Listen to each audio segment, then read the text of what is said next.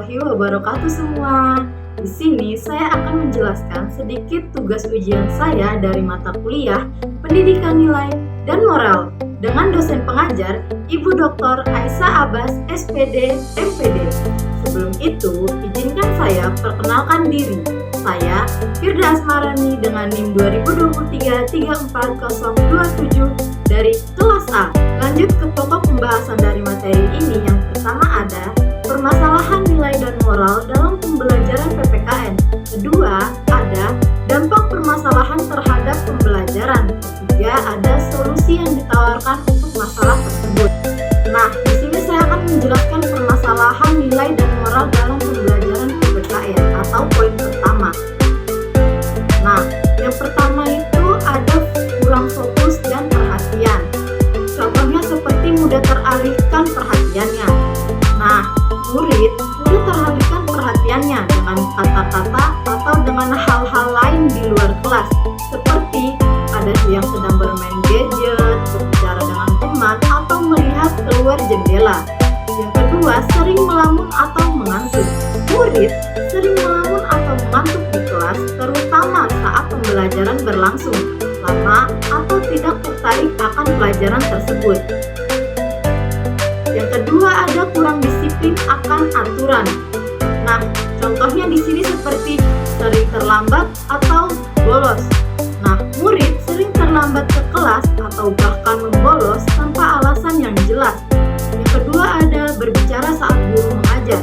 Nah, murid juga sering berbicara dengan teman saat guru sedang mengajar, sering mengganggu fokus belajar siswa yang lainnya atau teman yang lainnya. Selanjutnya ada tidak mengerjakan tugas atau PR. Nah, kebanyakan murid tidak mengerjakan tugas atau PR yang diberikan oleh guru. Yang terakhir ada berperilaku tidak sopan. Nah, murid juga berperilaku tidak sopan kepada guru atau teman sekelasnya, seperti berkata kasar, menghina, atau mengejek. Yang ketiga, ada kurang motivasi dan semangat belajar. Nah, di sini yang contohnya yang pertama ada merasa bosan dengan pelajaran. Siswa menganggap PPKN sebagai pelajaran yang membosankan, tidak relevan akan kehidupan mereka dan tidak memiliki manfaat yang jelas. Yang kedua ada kurang memiliki tujuan belajar yang jelas. Nah, di sini kurangnya pemahaman tentang tujuan dan manfaat belajar PPKN sehingga murid merasa tidak mampu atau bodoh dalam memahami materi pelajaran yang diberikan. Yang ketiga, ada materi atau murid merasa tidak mampu atau bodoh. Nah, murid tidak memiliki tujuan belajar yang jelas sehingga tidak termotivasi untuk belajar. Nah, selanjutnya ada kurang aktif dalam pembelajaran. Contohnya seperti jarang mengajukan pertanyaan. Murid jarang mengajukan pertanyaan di kelas meskipun mereka tidak memahami materi pelajaran yang sedang diberikan. Selanjutnya ada kurang kreatif dan inovatif. Nah, murid juga kurang kreatif dan inovatif dalam menyelesaikan tugas atau menjawab pertanyaan. Selanjutnya ada tidak mau berpartisipasi dalam kegiatan belajar. Murid tidak mau berpartisipasi dalam kegiatan belajar seperti diskusi kelompok atau presentasi. Nah, selanjutnya ada faktor-faktor yang mempengaruhi permasalahan sikap murid. Yang pertama ada faktor internal dan faktor eksternal.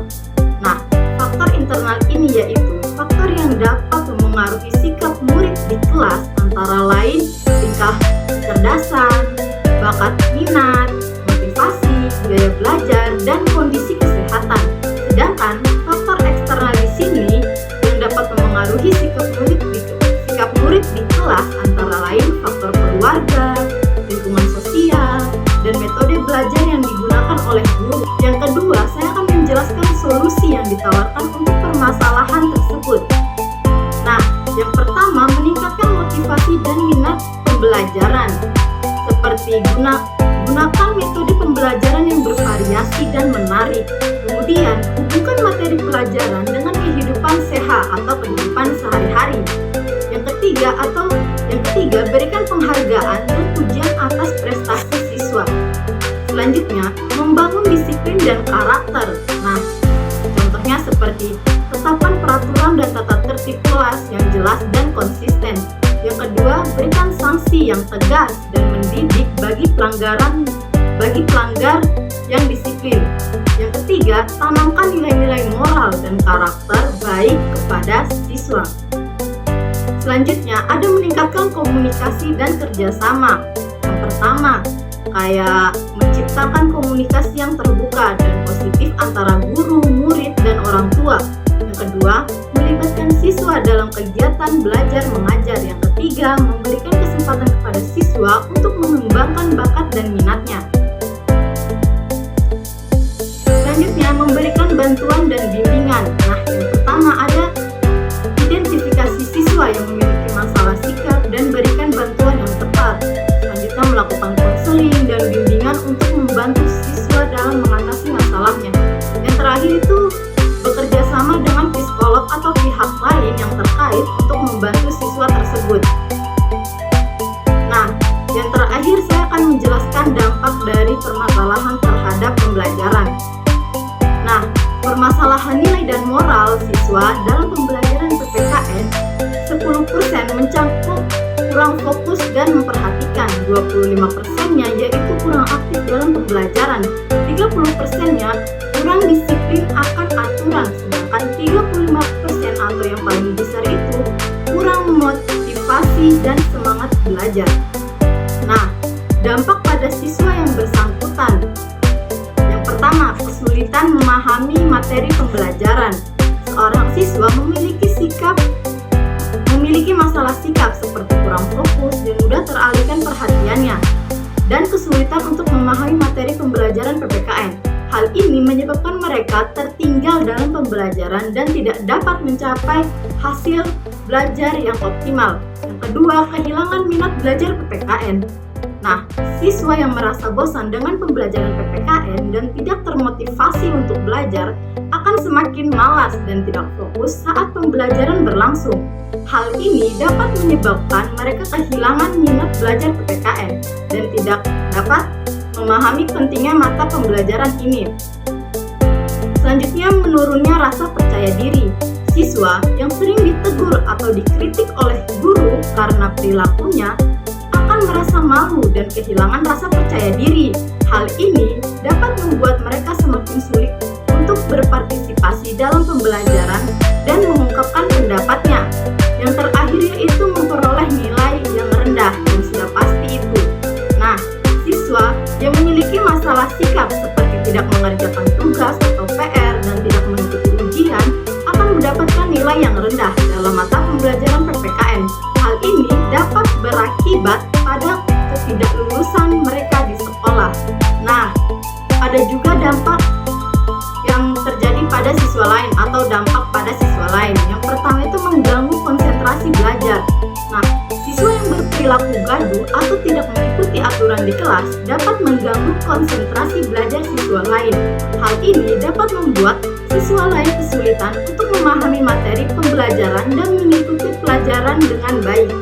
Selanjutnya, menciptakan lingkungan belajar yang tidak kondusif. Masalah pada siswa seperti berkelahi atau berkata kasar dapat menciptakan lingkungan belajar yang tidak kondusif dan tidak nyaman bagi siswa lain. Hal ini membuat siswa lain merasa takut dan tidak aman di kelas. Selanjutnya, ada menimbulkan konflik antar siswa. Nah, permasalahan sikap siswa dapat memicu konflik antar siswa di kelas. Hal ini dapat mengganggu proses belajar mengajar dan menciptakan suasana kelas yang tidak harmonis. Selanjutnya, kita akan melihat pengertian pendidikan nilai dan moral menurut para ahli. Di sini saya mengambil Likona dan Ki Hajar Dewantara. Likona mengidentifikasi pendidikan nilai dan moral sebagai usaha yang disengaja untuk membantu orang mengembangkan nilai-nilai mereka dan bertindak berdasarkan nilai-nilai itu. Menurutnya, pendidikan nilai dan moral haruslah fokus pada 3 aspek. Pertama, pengetahuan moral. Nah, pengetahuan moral ini mencakup pemahaman tentang nilai-nilai moral dan prinsip-prinsip etika sehari-hari. Yang kedua, ada pengembangan watak. Pengembangan watak ini mencakup pembentukan karakter dan yang berlandaskan nilai-nilai moral. Yang ketiga, ada tindakan moral. Nah, tindakan moral ini mencakup penerapan nilai-nilai moral dalam kehidupan sehari-hari. Nah, itu menurut menurut Ikona. Sedangkan menurut Ki Hajar Dewantara, Bapak Pendidikan Indonesia ini mengemukakan bahwa pendidikan nilai dan moral bertujuan untuk menumbuhkan budi pekerti luhur pada anak didik.